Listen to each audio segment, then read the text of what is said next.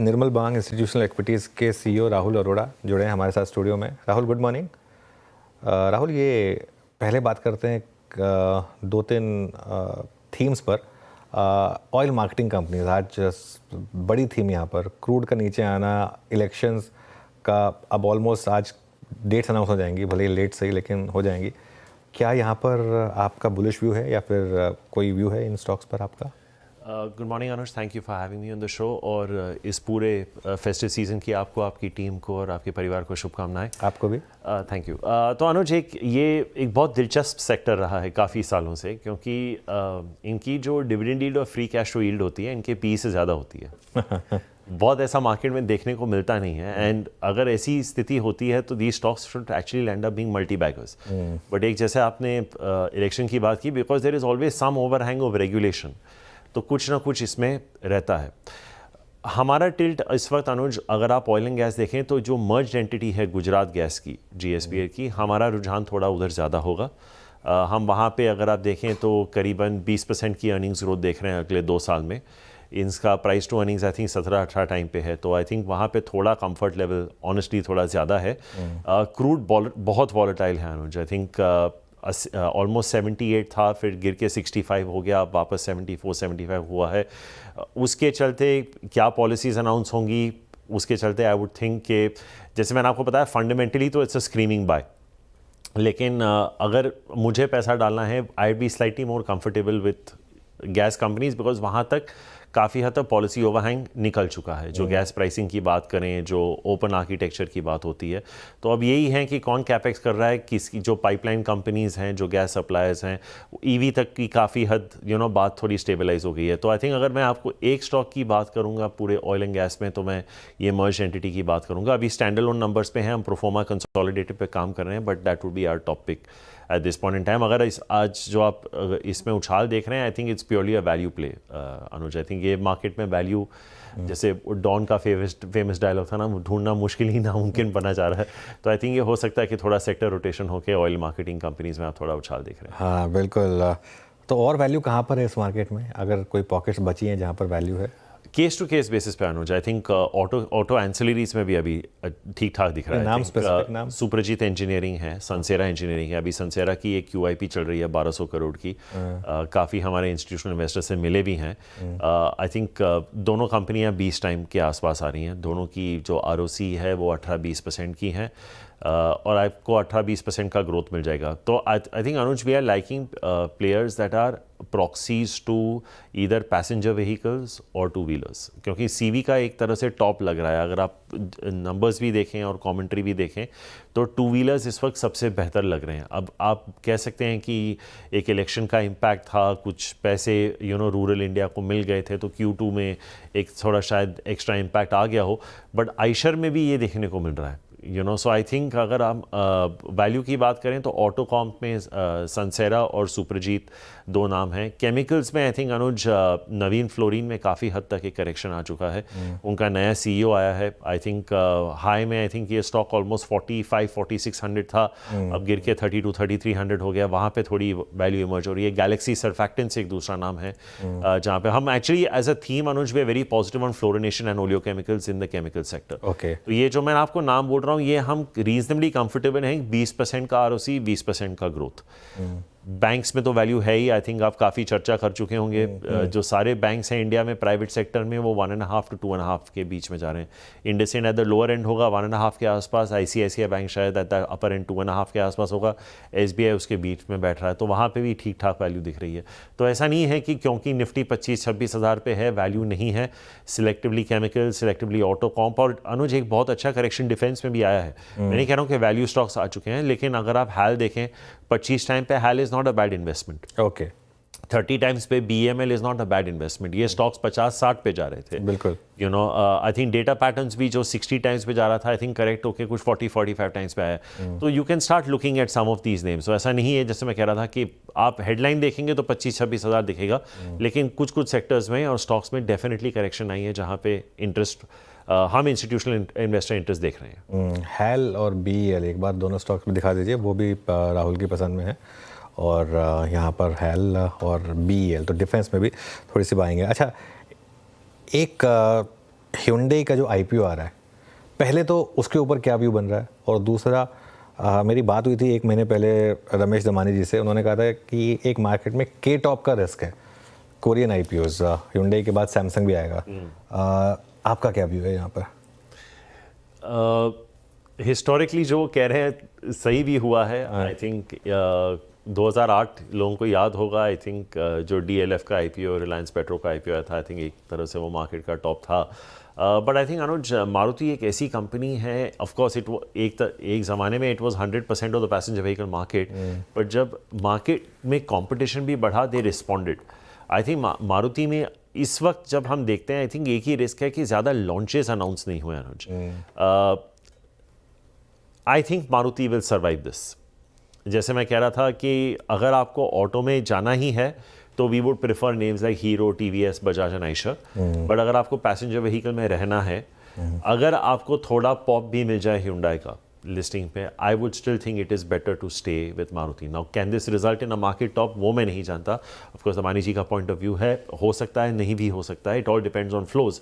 But अगर आप मुझे मारुति वर्सेस Hyundai जो हमने नंबर्स देखे हैं, I would be a buyer in Maruti Anuj. I think आज भी हम 15-18% का ग्रोथ देख रहे हैं मारुति के एबिडा में, उस बेस पे प्रूवन ट्रैक रिकॉर्ड है। सो आई डोंट सी, और वैल्यूएशन इतने डिमांडिंग नहीं है अनुज। आई थिंक मारुति के my only like I said concern, और हमारे एक कॉमन मित्र हैं हुरमा सौराब जी, मेरी उनसे बात होती रहती है time to time. I think वो एक ही चीज़ है कि ज़्यादा लॉन्चेस अनाउंस नहीं हुए, लेकिन आई डोंट थिंक ऐसी कोई दिक्कत आएगी मारुति में, मुझे नहीं लगता। I think between the two we would prefer Maruti. Hormuz की बात की आपने सिर्फ सेंस, तो ओला पे कोई व्यू है आपका? ओला ट्रैक नहीं किया अनुज। आई थिंक एक तरफ से थोड़ा मैडनेस रीसेट हुआ है, बट ये मैडनेस टाइम टू टाइम रहेगा। मैं अभी किसी से चर्चा कर रहा था, आप प्राइवेट मार्केट में रिसेंटली स्विगी के CCPS 350 पे मिल रहे थे, ग्रे मार्केट लिस्टिंग प्रीमियम 550 का बता रहा था। तो NSE में भी काफ़ी हद तक आपने देखा होगा, उसके चलते हुए BSE में एक हफ्ते में काफ़ी उछाल आई थी, ऑलमोस्ट 30-40% BSE का भी स्टॉक चढ़ा था। तो प्राइवेट मार्केट तो समझ में नहीं आता Anuj, to be very honest. I think ये ओला में रीसेट ज़रूर आया है, but officially we don't have a view. But like I said, अगर आपको ऑटो में रहना ही है, देखिए अनुज, पेटीएम, नायका, पॉलिसी वाला, ये सारे इस फेज से गुजर चुके हैं, लिस्ट हुए हैं, मल्टी बैगर बन के, फिर उनका तिहाई हुआ है, आधे हुए हैं, तिहाई हुआ।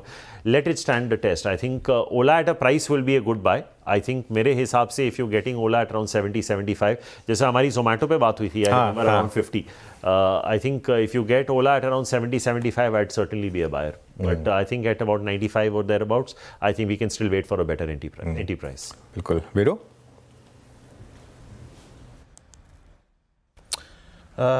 Rahul, good morning. राहुल, अभी आपने CCPS का जिक्र किया तो एक नाम मेरे जहन में एकदम से फिर आ गया। आई मीन स्विगी को लेकर जो प्राइसिंग चल रही है इस वक्त, जहाँ से वो CCPS शुरू हुआ था, अभी जोमेटो में आपका व्यू क्या है इस वक्त, और साथ ही साथ पूरे इस QSR सेगमेंट में आपका पिकिंग ऑर्डर क्या है इस वक्त? एक्चुअली हमने अभी रिसेंटली काफ़ी चैनल चेक्स किए हैं QSR में, मल्टीपल शहरों में जाके हमारे एनालिस्ट ने ऑन द ग्राउंड फीडबैक ली है। एक्चुअली जो फीडबैक मिला है, September was better than August and August was better than July. तो I think progressively month on month improvement तो हमें दिख रहा है, एंड आई थिंक वो आंकड़ों में भी शायद नज़र आ जाएंगे। आपको बेस इफेक्ट देखना पड़ेगा। जो मेरा पसंदीदा स्टॉक रहा है वेस्ट लाइफ, उसका ये quarter negative same store sales growth आएगा, क्योंकि बेस क्वार्टर बहुत स्ट्रॉन्ग था। आई थिंक ऑलमोस्ट +14% का सेम स्टोर सेल्स ग्रोथ था। लेकिन I don't think we are in a euphoric environment as far as QSRs are concerned. I think उसके लिए थोड़ा एक आध दो क्वार्टर हम थोड़ा दूर हैं उससे। बट आई थिंक अगर आपको कंज्यूमर डिस्क्रेशनरी में ही रहना है तो मेरा प्रेफरेंस वीरू होगा अल्कोहल की तरफ, more like United Spirits and United Breweries and Chalet Hotels. I think ये इस वक्त स्लाइटली बेटर इन्वेस्टमेंट्स हैं as opposed to buying a QSR play. If you're buying a QSR play for the next couple of quarters, I think there is a good chance you may make more money in names like Jubilant, Devyani and Sapphire as opposed to Westlife. But structurally, I think over a longer term, Westlife may do well. क्योंकि Westlife का मैं यही कैवेट दे रहा हूँ, उसका base बहुत strong है, तो ऑप्टिकली नंबर्स आपको नेगेटिव लगेंगे। और दूसरी बात जो आपने की स्विगी की, I think it is going to be a duopoly. Zomato को री रेटिंग क्यों मिली? क्योंकि उन्होंने कैश फ्लोज और प्रॉफिटेबिलिटी पे फोकस करना चालू कर दिया। I think Swiggy will have learn from that mistake that Zomato made when it listed. I don't think जैसे हम Hyundai वर्सेस मारुति की बात कर रहे थे, आई थिंक वहाँ जहाँ मेरा क्लियर प्रेफरेंस मारुति पे था, आई थिंक इसमें दोनों सर्वाइव कर सकते हैं, दोनों थ्राइव कर सकते हैं। एंड आई थिंक एक चीज़ हो रही है वीरू, जब हम इन्वेस्टर से बात कर रहे हैं, they are saying instead of buying individual companies why not buy the platform. तो ये आप इंश्योरेंस में भी देख रहे हैं और पॉलिसी बाजार काफ़ी हद तक भी री-रेट हो चुका है। तो I think this is probably going to be a space which I don't know whether it will list at 550। अभी वो मार्केट फोर्सेस पे डिपेंड करता है कब लिस्टिंग आई, उस वक्त बाजार का क्या हाल हो। But I certainly think Swiggy will make better returns than say an Ola और a Hyundai will for investors, because this is a clear duopoly in a segment that is growing। और मुझे यहाँ पे ज़्यादा रिस्क नहीं लगता from a third party coming in and denting in a very big way. तो I think एक consumer discretionary में अल्कोहल एंड होटल्स में ऑल्सो, जैसे मैंने कहा, Chalet would be the preferred pick.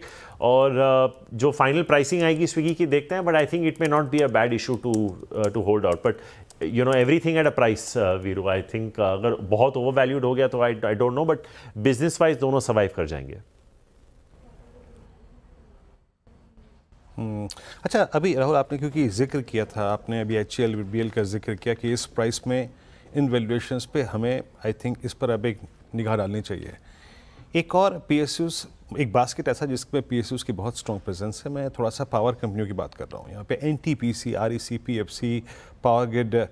इस वक्त पावर स्पेस में आपका सिलेक्शन ऑर्डर क्या है इस वक्त, अगर इस प्राइस पे आपको PSUs अट्रैक्ट कर रही हैं तो वीरू ऐसा है कि as an investor you don't have to be invested in any of these spaces. I think जब आप पब्लिक सेक्टर की बात करते हैं, it's a very wide basket. आपने PFC REC की बात की, great companies, great ROEs, no question. But we would prefer a name like Housing Urban Development Corporation, HUDCO. I think we may be one of the only brokers on the street who track that stock. But 25% का growth लेके चल रहे हैं हम। प्रधानमंत्री ने अब आते ही अपना पहला ऑर्डर हाउसिंग का दोबारा साइन किया था। आई थिंक अगर आप HUDCO के ROEs देखें, ऑलमोस्ट 16-17% है। ROAs are about 2.5-3%. Price to book is about 2.5 times. Again, not a name that is discussed every day, but a very nice company. आप वो पूरा पब्लिक सेक्टर हाउसिंग भी प्ले कर सकते हैं, PNB housing finance, Repco. I think उसमें काफ़ी interest हो सकता है। Not to say that we don't like this space, like I said it's a very, जो पावर यूटिलिटीज़ हैं इंडिया में, अगर आप पावर ग्रिड देखें, NTPC देखें, आपको पता है ये 15-20% की ROE कंपनीज़ हैं, आपको पता है ये क्या प्रोजेक्ट्स फाइनेंस होंगे, तो एक प्रिडिक्टेबिलिटी ऑफ अर्निंग्स हैं। And no, if you are holding PFC REC, certainly continue holding them, but I think if you are looking at PSU finance companies outside of banks, then I think ये कुछ नाम हैं, जैसे मैंने आप जिक्र किया, HUDCO, PNB हाउसिंग, रेपको, जहाँ पे मुझे लगता है कि काफ़ी इंटरेस्ट आ सकता है। और इनमें वैल्यू भी है वीरू। जैसे हम अनुज के साथ अभी चर्चा कर रहे थे, PNB housing finance is just about 1 time book, Repco will be about 0.7-0.8 times book. और HUDCO भी जब प्रधानमंत्री तीसरे टर्म पे आए थे, उस वक्त almost 3.5-4 times price to book चल रहा था। अब ऑलमोस्ट 2.4-2.5 के आसपास चल रहा है, तो एक वैल्यूएशन रीसेट वहाँ पे भी आया है। So these would be some of the ideas that we would recommend on the PSU financing side. Okay, चलिए, बहुत बहुत शुक्रिया राहुल आज हमारे साथ जुड़ने के लिए और इन सब टॉपिक्स पे बात करने के लिए। आपको सीजन्स ग्रीटिंग्स, और ऑब्वियसली दिवाली पर एक बार फिर बात करेंगे। But thank you so much आज जुड़ने के लिए। Thank you very much.